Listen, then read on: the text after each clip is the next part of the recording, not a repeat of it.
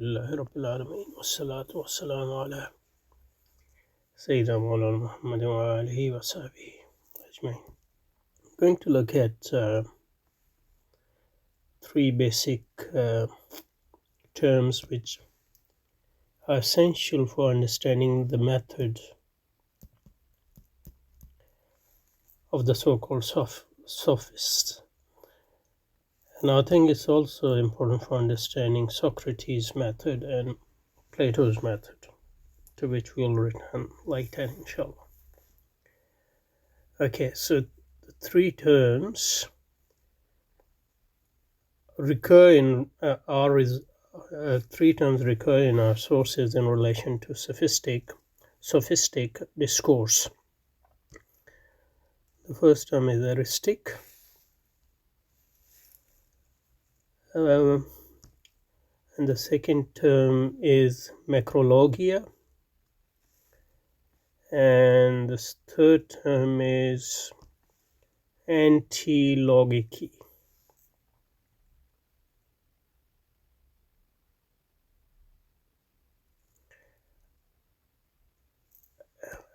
Eristic, which I think also used it's an English word, eristic from eresign, to strive or quarrel.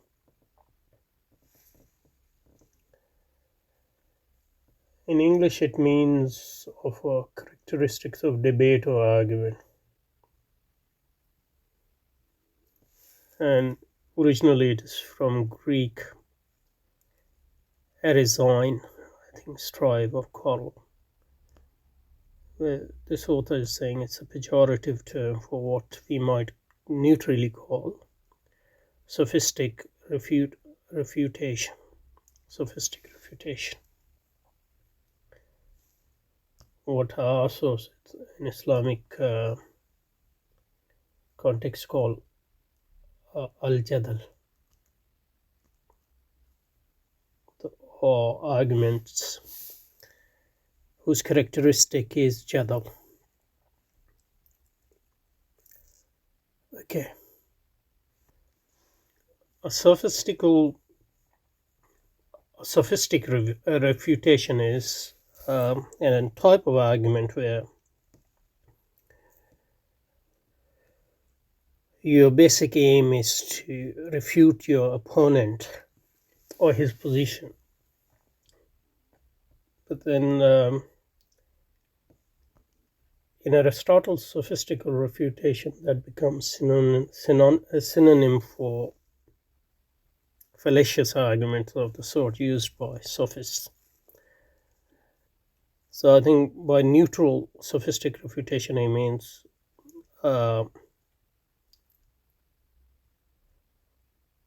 non-fallacious argument whose main purpose is to refute the opponent, and it basically uses premises which are either accepted as true generally, or premises which are accepted as true by the parties in the debate for the sake of debate, I guess, irrespective of whether those premises are true or false.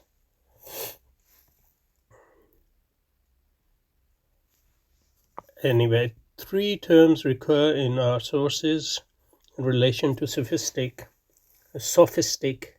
discourse: eristic, macrologia, and antilogici. Eristic, from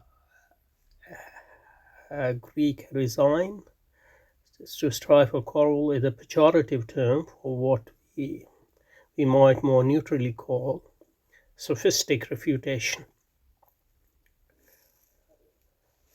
The dictionary meaning of eristic doesn't seem to say that it is a pejorative term, but the dictionary meaning for eristic in English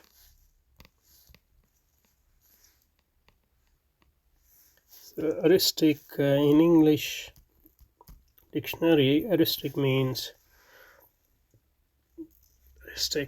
of or characterized by debate or argument.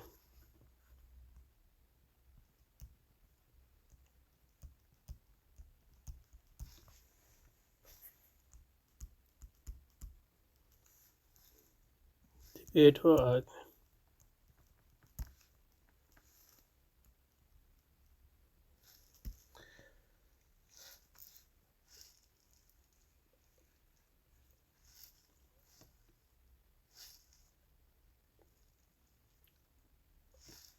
But the pejorative sense is that your aim in there is to win the argument and not truth as such.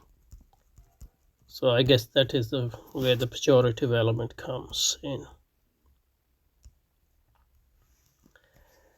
And obviously that was Socrates' one of the main objections on sophists or to sophists, that they didn't care about truth as much as winning over the opponent.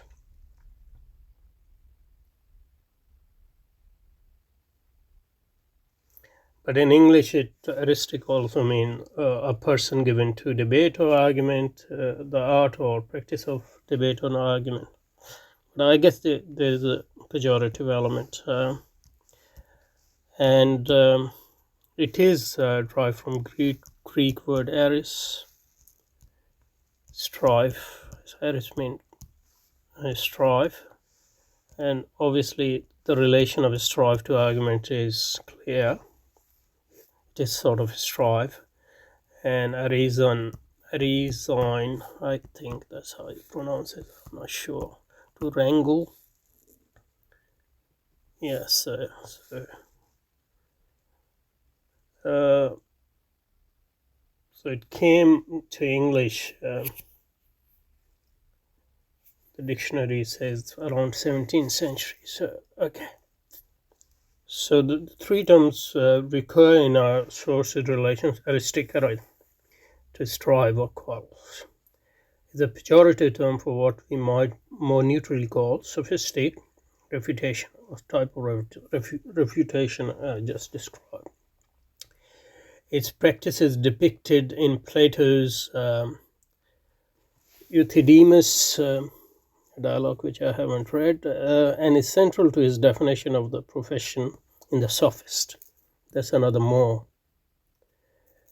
well-known dialogue by Plato. It is also analyzed by Aristotle in his Sophistical Refutation. It's a small book by Aristotle, which is part of his books, which are generally related to what we call logic. And in Sophistical Refutation, basically, Aristotle describes the sort of arguments which five devices. Actually, Aristotle in Sophistical Refutation investigated five devices which sophists employ to appear wise in dialogue. So Sophistical Refutation is basically his investigation of Aristotle's investigation of the different type of fallacious argument used by sophists.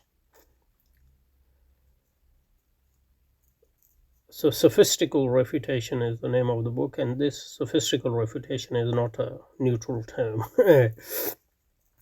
Okay, it is clearly, and that's the type of argument which we call sophistry, which is investigated in Sophistical Refutation by Aristotle. Okay. Now, Eristic author here, it is a sort of, so this is the definition of or description of Eristic. It is a sort of intellectual martial art for two players. Argument, who take on well-defined roles of questioner and respondent. The respondent affirms some thesis meaning claim, the questioner attempts to lead him into affirming the contradictory. So if the respondent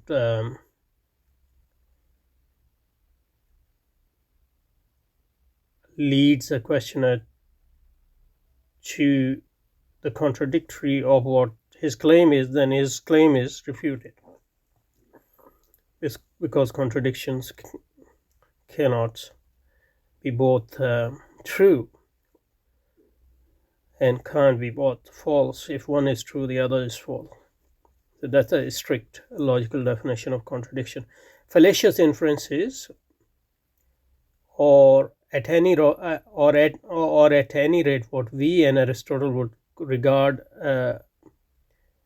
as such, run rampant, and the questioner sometimes uses tactics to which the respondent objects. Eristic seems to have been one of those games in which wrangling about the rules is part of the fun.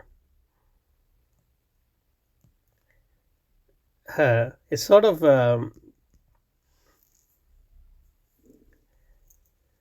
what in our traditional seminaries we study in term ilmul mujadala. It's also sometimes supplemented by or sometimes used as synonymous to ilmul munazara. And mujadalat and munazarat are part of our history, not just philosophical mujadalat and munazarat, but mujadala and munazara among different Muslim schools and things are well known. So Eristic seemed to have been Eristic, you can call it debate,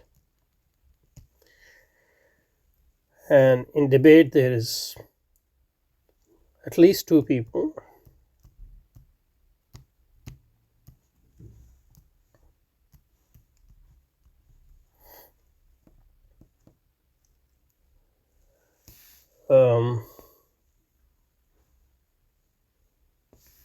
Questioner and respondent. And respondent raised the thesis, so is defending a thesis, a claim. Thesis means claim. That can be what in an argument is the conclusion as well. That's the same thing. So if the questioner then, through the argument which is mutually accepted by both, can derive the contradiction of this thesis as the antithesis, that means the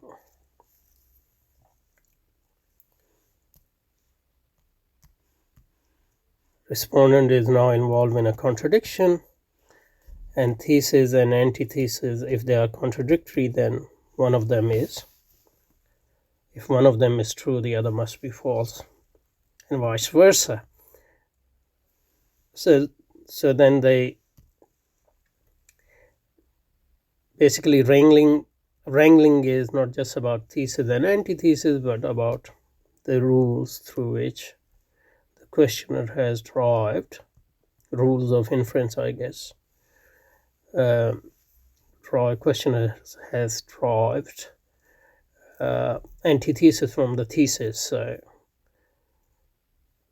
then it involves wrangling about those rules as well, whether they have been followed correctly or not, or whether they are themselves legit or not, etc.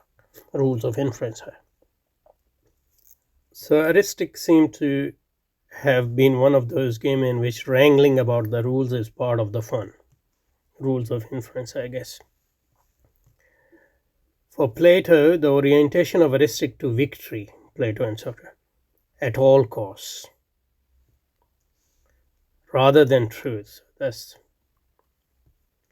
morally repellent.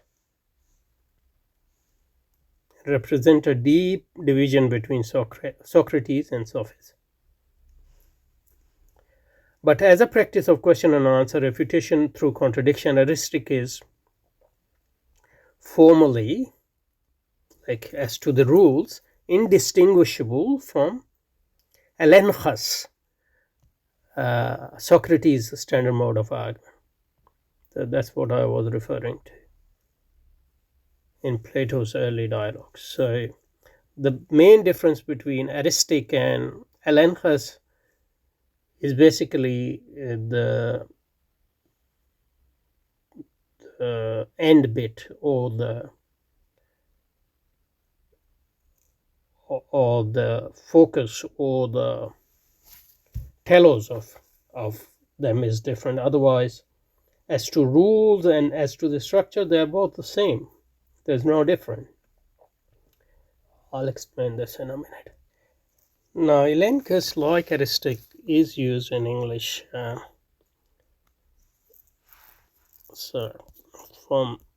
Let's start with its meaning in English dictionary. So Elencus is also a word which is derived from the Greek, I guess, and through Latin this time. So Elencus, and its plural is elenchi. It's a logical refutation. So Eristic was debate, so similar sort of stuff. And so it's mostly a terminological, the Socratic method of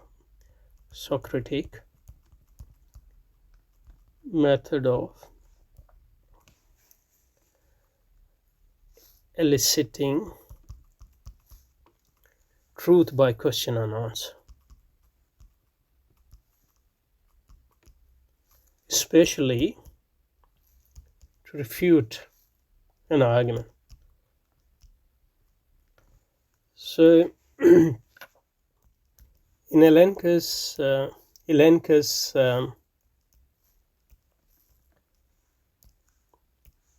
Socrates asked a question to his respondent. For example, what is piety, or what is knowledge in Theaetetus, for example, or what is piety in Euthyphro, I think Euthyphro. Is it Euthyphro?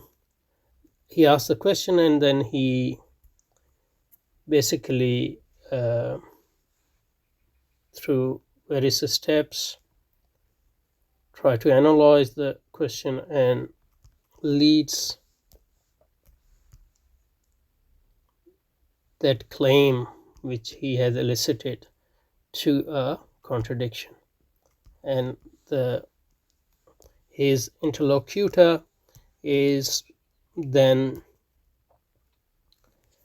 obliged to abandon the claim, because through his claim Socrates have led him through logical steps to an antithesis of that claim, which is a contradiction to his claim. So he has to give up one of those things. So generally the thesis has been given up, and then he goes on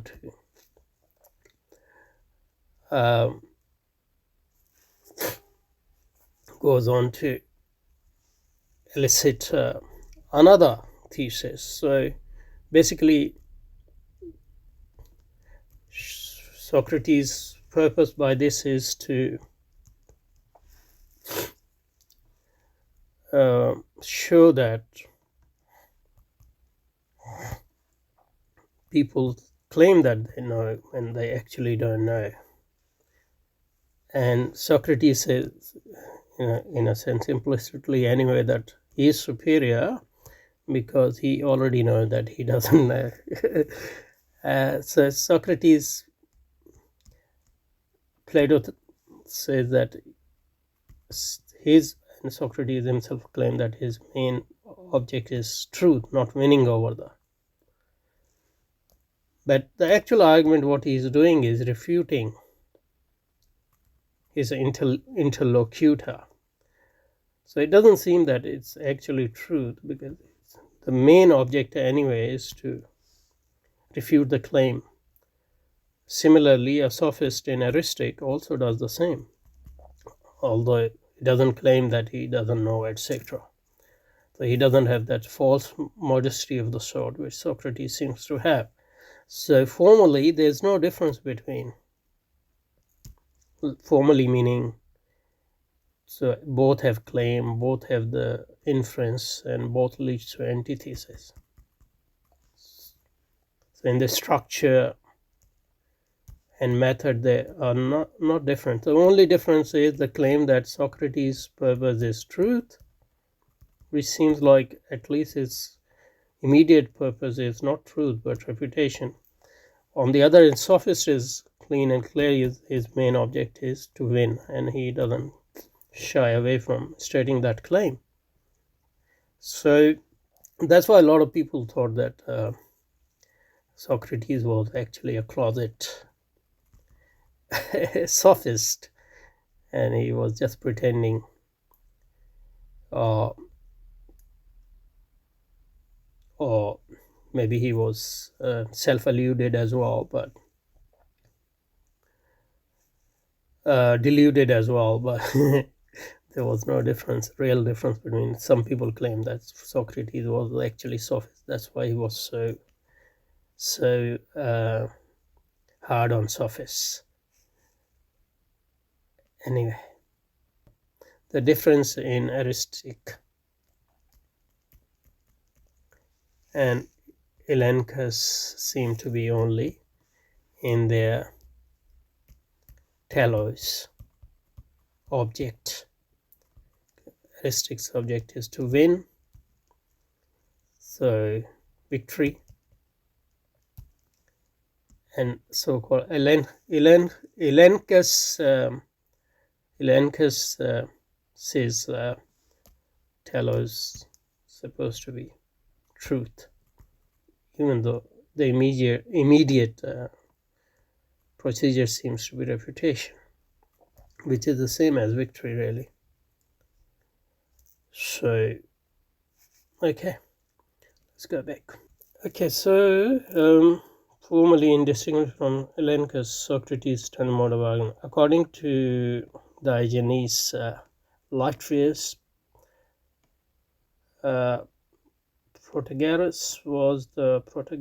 was he's one of the sophists, was the first to introduce Socratic style argument. So that's what we were talking. Anyway, let's stop here and we'll continue from here, inshallah.